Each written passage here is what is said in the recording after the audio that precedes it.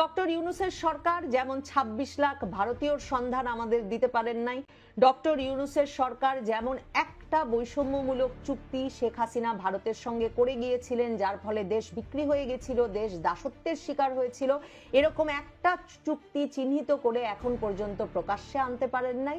আর doctor ইউনূসের সরকার ভারত সরকারকে এত এত ব্যবসা দিচ্ছেন, তবু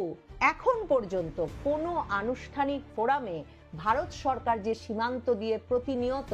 পুশিং করছে, সেই মানবাধিকার লঙ্ঘনকারী ঘটনাটি কোনো প্রতিবাদ জানাতে পারেনি। ডক্টর ইউনূস সরকার ভারত বাংলাদেশ সম্পর্কে